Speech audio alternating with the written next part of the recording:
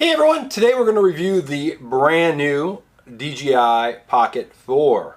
That's right, I've been waiting for this little guy to come out for quite a while because the Pocket 3 has been my go-to camera for travel for what, 2-3 years now.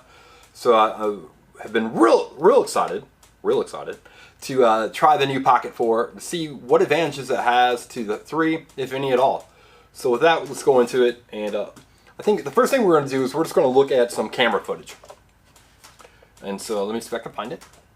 Okay, here we go. So this is the camera footage. I'm going to pull myself. Whoops, wrong one, right one. All right, so here's the footage I took earlier. And you can see the dogs. So we're going to zoom in and really good detail right here. For a second. We have really good detail. This is Waggles. You can see the lighting is pretty good. We got some brightness from the daylight coming in right there. You can see that you've got the out of focus area, so it worked well. But watch this. Boom. That's some pretty fast focusing, right? So we were able to, again, now we got Wiggles right into focus pretty quickly. We move into the last dog, Waggles. Again, the focus was instantaneous, so I really do like that. We got really good detail on the fur, for the most part, I should say. And again, our light source is coming, you see my mouse cursor here, it's coming in from the side. So I'm going to bring myself into the video here. You can see it coming in from that side right there. So being able to, you know, differentiate, having enough dynamic range to get that, I think is pretty impressive. So going through, Waggles wants a belly rub. Sorry, Wags, no time for Waffles wants a belly rub. That's Waffles. Sorry, Wasps, no time for that. But again, great coloring, nice saturation. Again, is it dramatically different than what I would have seen with my Pocket 3? Probably not, but that's okay. All right. I think the focus is probably quicker. Now look, again, immediate focus. Right? And now we're going to look at dynamic range. And the way we're going to do that is from the grass here, right, in the sun. We have these really nice, the blue sky. And then we're going to come down and the shadow. So you get the detail here in the shadow too, right? Without this blowing out and this going super dark, it has a nice amount of dynamic range to pull it in. Going for a little bit more detail. And again, it's there. All right, so what does that tell us? I keep pushing the wrong camera. It tells us a few things. One is that it's pretty well the equivalent of, obviously the 3 is the equivalent of the 4. I think that the picture is similar. I think the focusing is probably quicker. The gimbal seems to be smoother and cleaner. Does it have like just drop dead better performance? Probably not, but that's okay. So now let's go a little, we're going to do a little side-by-side comparison. I keep bringing this camera in so now you can actually see it. So I'm going to pull the bottom part off here. And see if you can determine which is the 4 and which is the 5. I'm sorry, but which is the 3 and which is the 4. So you can tell because my 3 right here is a little bit more beat up. Again, I've used this thing extensively for years. Let me pull that out of there. From a size standpoint, they're about the same. One thing that's different about the 4 is you can see that the lens actually tucks in, which is kind of nice because the 3 was always forward, so you had to put a case on it or you'd worry about scratching the lens. I don't think I have any scratches in mine, but you could for sure. The back of it is a little bit more textured on the 4 than the 3. But the main thing is when we turn them on, the 3 has the zoom button right here, which is really actually handy because now you can zoom without having to push the zoom. Without having to push. So on the 3, you'd have to push the button, and then you would have to try to get it like on the fly. You have to push the little 1.0 to get to zoom. That's not real convenient. I always struggled with that. Really in videos all the time. You also have the see here, a programmable button, and you can either single push it, double push it, or triple push it, and depending on how you do it, it gives you the different modes. So I think right now I have it where if I single push, it automatically centers. A double push, I think, puts in a camera mode, and then third does something else. I don't know. All right, so we're gonna go back in video. A lot of the rest is the same. So you have now our options. So again, in landscape, apparently they dropped to 2.7. I'm just not actually noticing that. But everything else is pretty similar in terms of how it actually sits up. You have your drop-down menus from up top. And again, the button position placements are a little different, but I'll do it on the 3. So I do like the placements of the 4 better than what we have on the 3 here. Let me make sure that you guys can see this. It does seem to be a little bit better set up, right? But the cameras themselves are pretty identical. The big points of change is, I think, having this zoom button here is going to make it a lot more convenient. Again, it's a digital zoom, so you got to take it with a grain of salt when you're zooming it in. But it still is kind of nice because from a cropping standpoint, it's done in the camera. I do like the C button where you can automatically recenter your gimbal. You could do it again with the button here on the 3, but it again, like trying to touch this little screen was a little bit of a challenge all the way together, all the way around. And both of them, you know, you can obviously shoot in both landscape and portrait.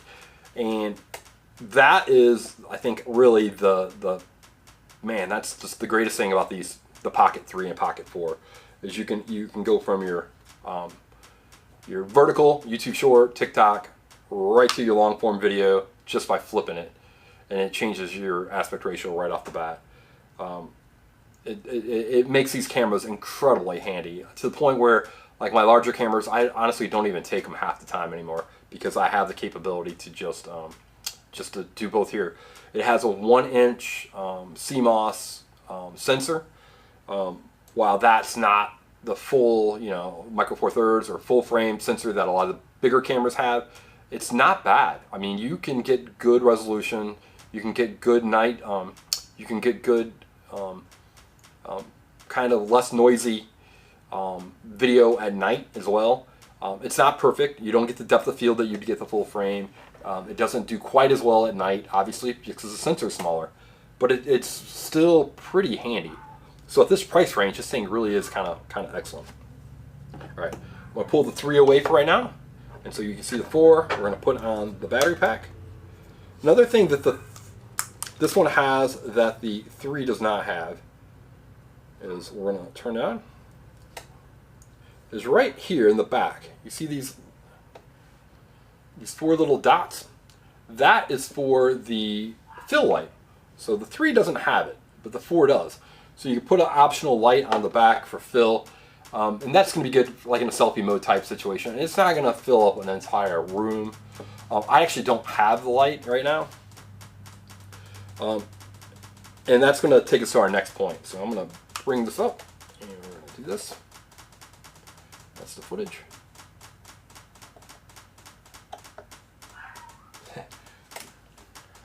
So we've got the camera, but the problem is how do you actually buy it, right? Because you can't buy it in the United States right now. It's just not available. But it is available on eBay. So there are sellers in other countries where you can get your DJI Pocket 4 from, and they'll ship it into the United States. I would definitely recommend that if you buy one, look for one with a high rating. Like even right here, it says like 40 sold, 35 sold. The prices are actually pretty competitive, and frankly, I got mine in about a week out of South Korea. So if you have to have one and you don't want to wait necessarily for the full approval from the United States government, you're taking a bit of a risk, but it still can work. All right, so the next thing we can do with it is I'm going to plug it in. with the USB right here into the power. I'm going to turn it on. And you can see it's plugged in. And I'm going to have to go over here.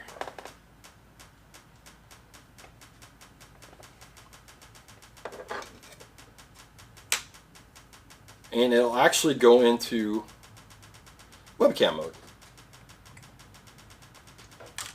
So you can use it as a webcam. You got to plug it in. Let me make sure she's going to work here. It worked prior to the video, right? So that's always dangerous. Let's turn it on, plug it in, and it'll say use as a webcam. Okay, we've got it working now. So we've got the camera right here, connected to in the webcam mode. So it's working a little differently than you normally would use it. Now I can easily just flip it around. Like that. And now you can see as I record, you see my actual camera setup and monitors and everything. You've got your different settings. And one thing to keep in mind too is that the camera comes with built-in memory. So you've got 108 gigs of internal memory. I added a 1 terabyte memory card. I bought these memory cards for, I think they all went through the roof in terms of cost.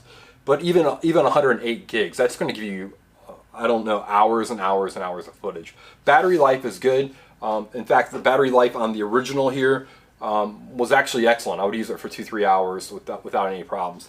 Now I think you can get a little bit more time with it, probably 3 hours, 4 hours. But if you add the extra battery pack to it, you can get, who knows, you could probably get 6-8 hours with it.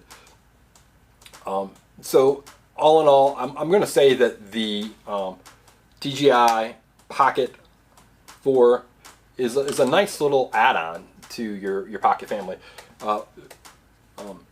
Should it immediately replace your 3? That's a pretty tough question. I haven't seen super compelling evidence on why it should. I think if you have a choice between the 4 or the 3, I'd probably get the 4. If you have a 3 and you're kind of like tight on funds, you could probably wait. I really do think you could probably wait. I do think that the ability to zoom is better. It does have a little bit better low light controls or low light imaging and such. I do like the kind of the fit and function of it a little bit better. But these are all kind of incremental plus features, I think. At the end of the day, both the 3 and the 4 are just kind of revolutionary cameras, in my opinion, and far exceed anything else you can get in the market. My main camera that I use for a lot of videos is my Lumix GH6 on a DJI gimbal. And that gives me, superior results from what I would get with either of these cameras. But it's not so great that I would never think about using one of these two. In fact, I do when we travel.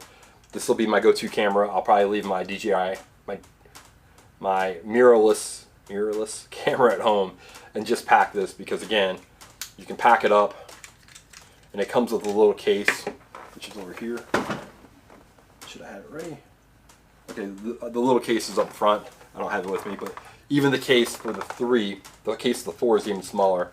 You can put it in, and boom. I mean, it's tiny. There's no weight to it. There's no issue. Everything just works perfectly. It charges with the USB-C, so you don't have a charging issue. You're not fumbling for batteries. Battery life is good. Image quality is good. The microphone, you can have an exterior DJI microphone, which is actually fantastic in itself. The microphone built into it is actually very good at.